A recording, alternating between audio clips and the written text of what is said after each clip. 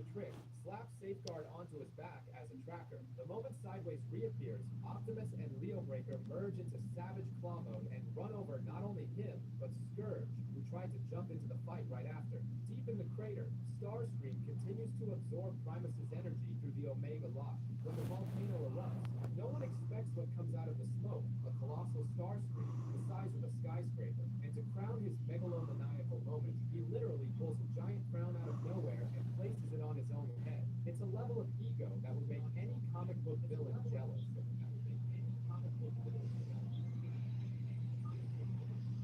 The clash of energy between him and Megatron threatens to split the Earth in half, forcing both Autobots and Decepticons to try and hold off their fate. Vector Prime, who has long been a favorite, sings tightly and waits for the back. Defends his family by Sideways, only to find himself exhausted by the emergency energy transmission. To top it off, Optimus and Safeguard fight to wrap it up, Optimus defeating Primus and Megatron Starscream in a close duel. Starscream stalls Optimus and Leo Breaker off screen, claiming that he can't defeat Cybertron safely. But the moment does Cybertron. Optimus dispatches Leo Breaker to override Primus' power, making him unstoppable. Optimus neutralizes Megatron, then drops the hammer on Starscream, decapitating him and Megatron following. It also impressed Starscream, who alerts Nemesis to Megatron. Decepticons deliver Cybertron's spy, making him invisible. The arc acts as a skillful pawn on the Hi front line. guys, tonight we step quietly into a world that feels familiar at first glance, yet quickly proves itself strange the longer you stay there. You wake before the sun fully commits to the sky, not because an alarm demands it, but because light itself presses gently through thin glass and unfinished shutters. The room is cool. The air smells faintly of wood smoke that never truly leaves the walls. Somewhere nearby, a rooster clears his throat like an impatient neighbor. You lie still for a moment listening, realizing that in 1776, America, the day, does not wait for you to be ready. You probably will not survive this. Not because of a dramatic battlefield or some heroic last stand, but because everyday life itself is quietly exhausting. Survival here is not about bravery. It is about endurance routine and knowing how to do 100 small things correctly every single day without shortcuts. So before you get comfortable, take a moment to like the video and subscribe, but only if you genuinely enjoy what I do here. And while you're settling in, feel free to share where you are listening from and what time it is for you right now. Somewhere in the world, someone else is also waking up to this story. Now dim the lights and let your attention drift back into the room where you wake. The bed beneath you is not really a bed in the modern sense. It is a wooden frame, sometimes just ropes, stretched tight, topped with a mattress stuffed with straw, corn husks, or feathers if you're lucky. As you shift it, rustles softly a dry whispering sound that reminds you the stuffing inside was once part of a field. Sheets, if you have them, are coarse linen. They hold the faint smell of soap sweat and seasons of use. Cleanliness here is relative. Nothing is truly fresh, only less dirty than yesterday. You're likely not alone. Many households sleep several people to a room, sometimes to a bed. Privacy is a luxury few can afford. Children, siblings, apprentices, or extended family might be breathing nearby, their sleep marked by quiet sighs and occasional murmurs. This closeness is normal. Personal space has not yet been invented as a concept anyone would recognize. As you sit up, the chill reminds you that fire is expensive in effort, not money. Wood must be chopped, carried, and carefully rationed. The hearth may still be warm from the night before, glowing faintly like a sleeping animal, but it will need coaxing soon. Winter or summer, the day begins with tending fire because without it, nothing else happens. A widely accepted fact among historians is that most colonial Americans structured their entire day around daylight rather than clocks.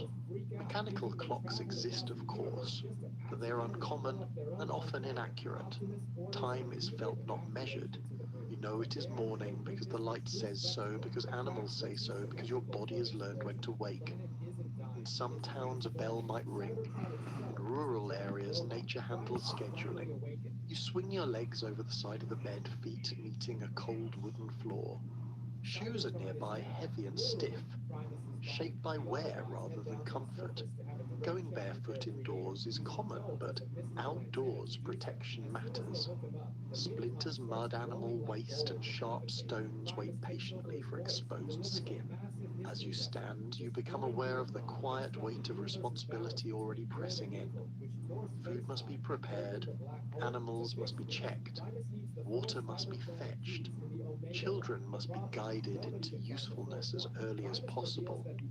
No task is optional. Even wealthier households rely on constant labor, whether by family members, servants, or enslaved people. Here comes one of those strange little details that feels almost unbelievable now. In many homes, people deliberately wake earlier than necessary simply to sit quietly for a moment before the household stirs.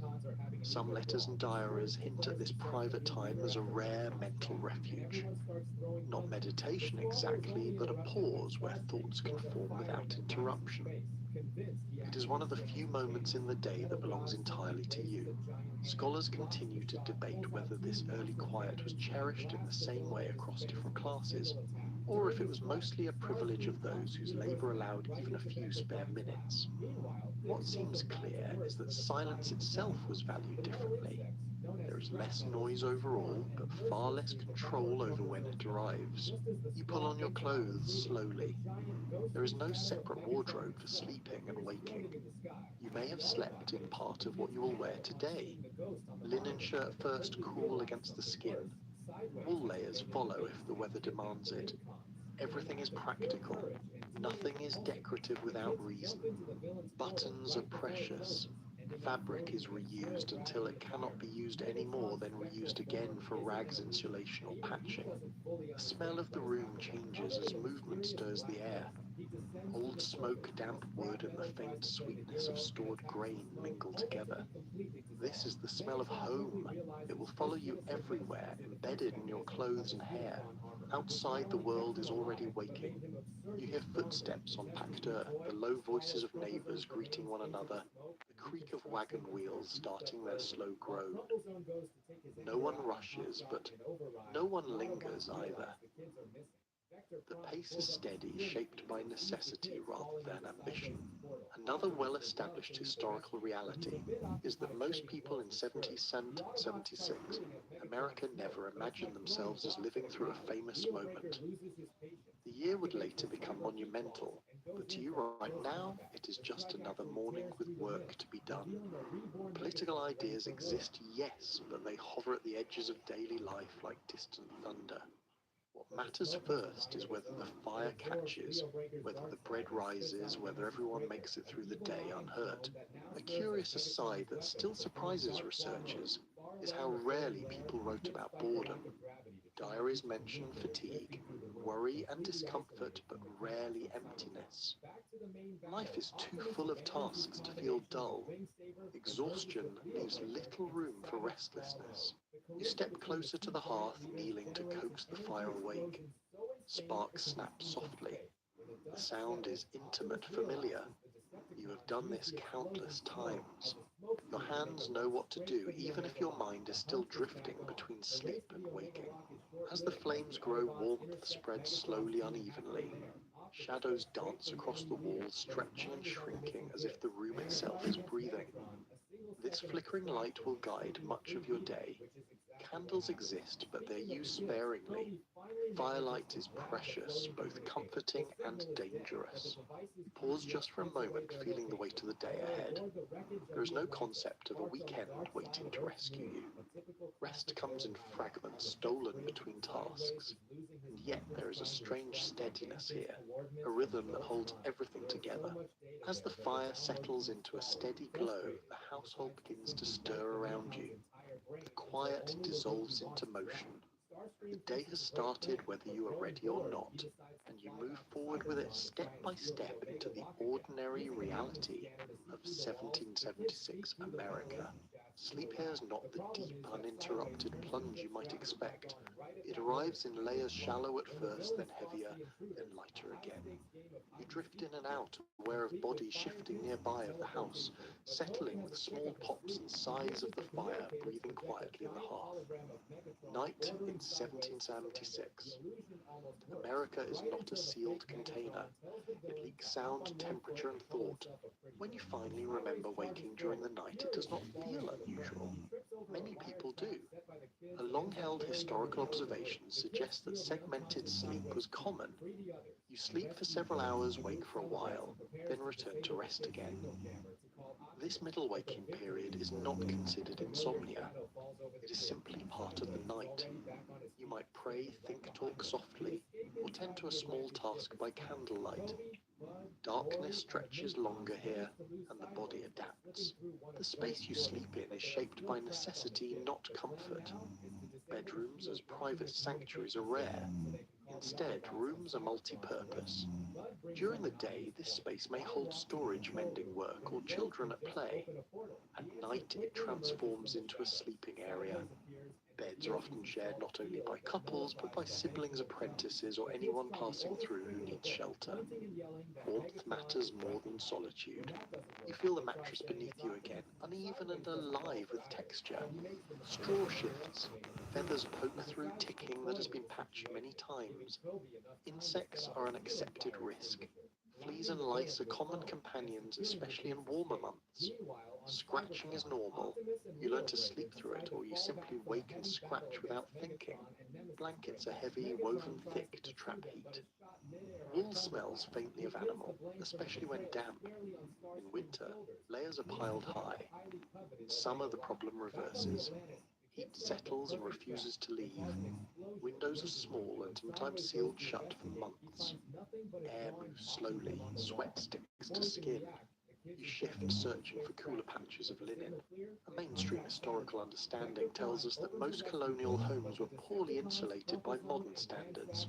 Walls let in drafts. Roofs leak heat. In winter, ice sometimes forms inside near windows. In summer, the house becomes an oven by afternoon. Sleep is shaped by the season as much as by exhaustion. Sound travels differently at night. Without engines or electricity, the world quiets in a way that feels almost complete. You hear things you would ignore today. A distant dog barking, wind moving through trees, the faint crack of cooling wood in the frame of the house. Even the breath of the person beside you becomes a kind of rhythm, something your own breathing unconsciously matches. There is an odd comfort in this shared vulnerability. Locks exist, but many doors are secured more by habit than hardware. Communities rely on proximity and familiarity. You know the sounds of your household. Anything unfamiliar stands out immediately. A lesser known but fascinating detail appears in personal letters. Some people intentionally position their beds to face east, believing morning light or divine symbolism mattered. Others arrange sleeping spaces around the hearth, believing fire offered protection against illness and evil alike. These beliefs vary widely and hint at a mental world where physical comfort and spiritual safety blur together. Scholars still debate how much sleep deprivation affected daily life. Some argue that shorter broken sleep was offset by naps and seasonal rhythms. Others suggest that chronic fatigue was simply accepted as normal. What is clear is that the idea of waking fully refreshed is not part of the expectation. You wake because you must not, because you're done resting. Nighttime also brings vulnerability. Fire is both ally and threat. Many families bank the fire, carefully covering embers with ash to preserve heat without risking sparks. Despite precautions, fires are common and devastating. You sleep with one ear tuned for danger, even if only subconsciously. The darkness itself feels heavier. Without streetlights, the night presses close to the walls. Step outside and the stars explode across the sky, bright and crowded. Indoors, shadows gather in corners. Candles flicker, casting faces into unfamiliar shapes. Children sometimes fear the dark, but so do adults, though they rarely admit it. You become aware of smells more intensely at night. The day's labor lingers in clothing and skin. Smoke clings. Animals housed nearby add their own presence. Chamber pots are kept close used quietly, emptied later. Hygiene is practical rather than fastidious. Clean enough is good enough. A quirky observation from household accounts suggests that some families intentionally rotated sleeping positions, believing it helped prevent illness or bad luck. Others slept with personal items, close tools, or weapons ready in case of emergency. Sleep is not a surrender, it is a cautious truce. As the night deepens, the house settles into its rhythm. Breathing synchronizes, creaks repeat. Your own thoughts slow, shaped by fatigue rather than intention. Worries still surface about food stores, weather, health and money, but they float more gently now, less sharp at the edges. Eventually you drift again, not into oblivion, but into a lighter state where dreams mingle easily with reality. You might dream of the day's work of walking long roads of voices calling your name. Dreams here are not analysed. They are noted, sometimes shared, sometimes ignored. When morning comes, it arrives gradually. First a subtle lightening of darkness, then the sound of animals stirring, then movement nearby. You wake not all at once, but in stages, body reassembling itself for another day. As your eyes open, the memory of shared sleep lingers. This closeness, this lack of separation between lives is simply how things are. Rest here is communal, imperfect, and deeply human. You rise knowing that tonight you will return to this same space, the same patterns, the same half-dreamed rhythms that carry you through life in 1776 America. You dress slowly, not because you are lingering, but because every garment has weight and consequence. Clothes in 1776. America are not expressions of personality. They are tools. They protect you from weather, from injury, from judgment. As fabric settles against your skin, you feel immediately whether the day will be comfortable or punishing. The linen shirt goes on first. It is thin but sturdy, woven tightly enough to last years. Linen is valued because it can be washed hard and often. Cleanliness here does not mean spotless, it means serviceable. The shirt carries faint traces of soap and sun from its last washing, a small victory over grime. If it feels especially soft, it is because it has been worn and repaired many times already. Over that comes wool if the season demands it. Wool scratches slightly, especially when new, but you have learned how to layer it so seams fall where they bother you least. In cold months, wool is life. It traps heat even when damp. In summer, you endure it because there is no better alternative for durability. Cotton exists, but it is not cheap or common in finished garments. A well-known historical reality is that most people owned very few sets of clothing. 2 outfits might be plenty, one for daily work, one for church or important occasions.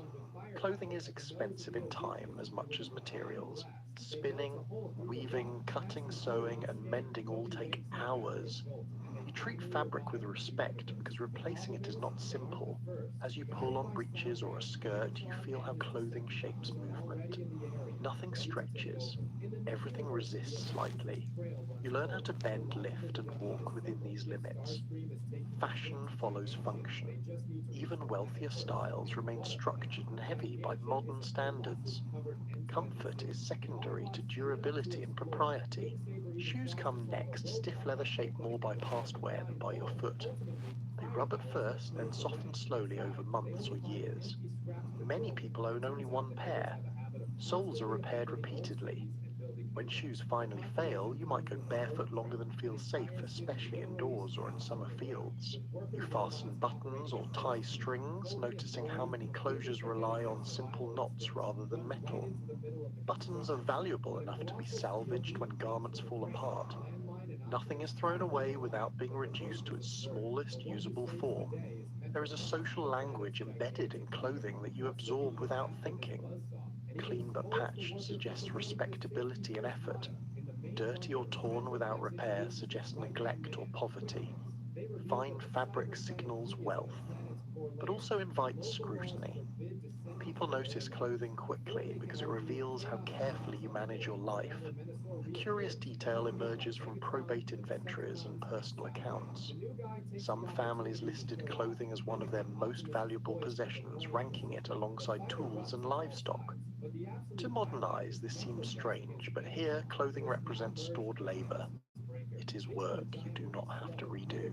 Historians still disagree on how rigidly class boundaries were enforced through dress in colonial America. Some argue that clothing allowed for more social fluidity than later periods. Others suggest that subtle distinctions in fabric cut and cleanliness were read instantly by those who knew how to look. What is certain is that appearance mattered even when survival came first. You adjust your outer layer and feel the weight settle onto your shoulders. Coats are heavy, long, and often passed down. In bad weather, they become armor. In good weather, they are carried rather than worn draped over an arm or saddle. Hair is handled simply, styles are practical. Wigs exist, but mostly among the wealthy or professional classes. Powdered hair is more likely in cities. For most people, hair is tied back, covered, or braided to keep it out of the way. Hats are nearly universal outdoors. They protect from sun, rain, and social judgment. Going bareheaded in public feels oddly exposed. You glance down at your hands. Nails are short, often broken. Skin is roughened by work. Gloves exist, but are used selectively. Hands tell stories here. They reveal occupation, age, and health more honestly than words. There's a small, almost humorous detail recorded in some letters. People complained about the smell of new wool clothing, describing it as sheep-like or oily. Yet they still prized it. The smell faded with use, replaced by smoke and sweat, which felt more familiar. As you finish dressing, you become aware that your clothes will not change again until evening. There is no fresh outfit waiting after work.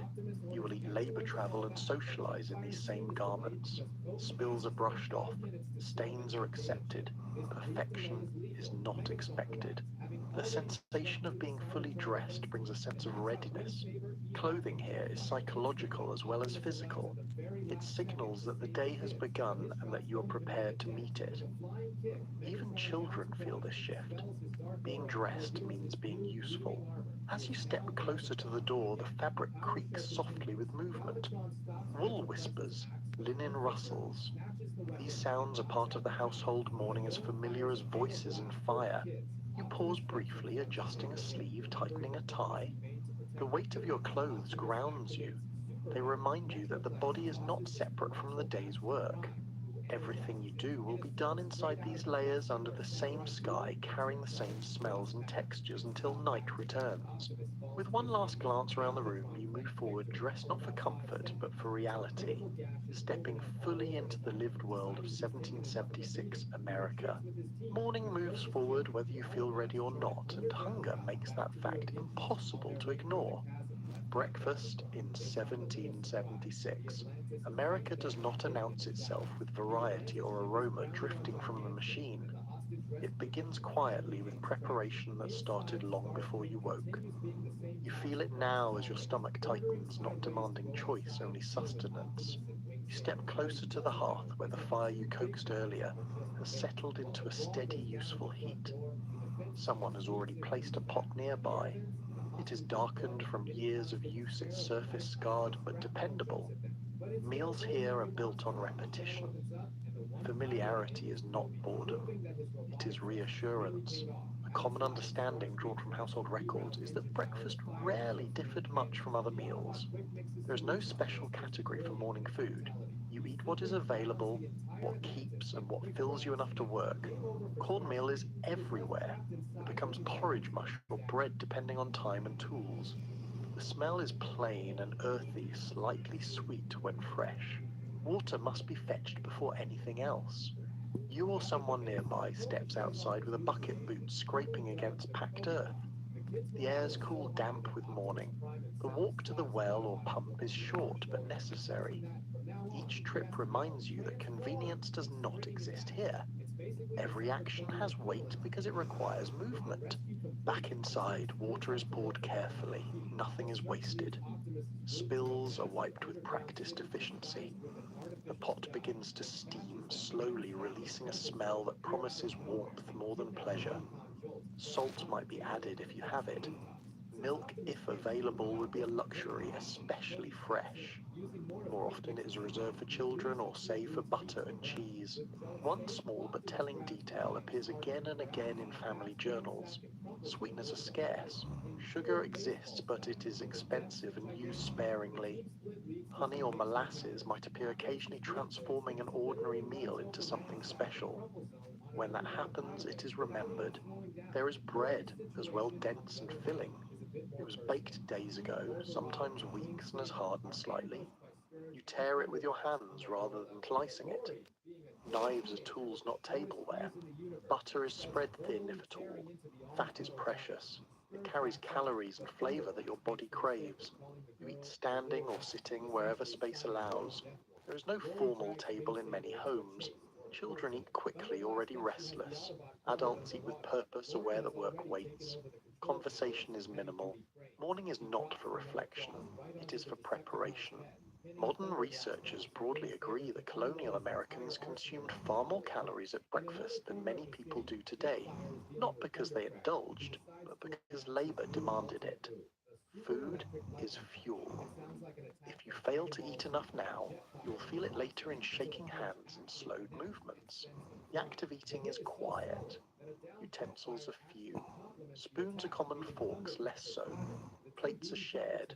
Wooden bowls absorb smells from previous meals, layering flavors over time. This does not bother you. It is simply how things taste.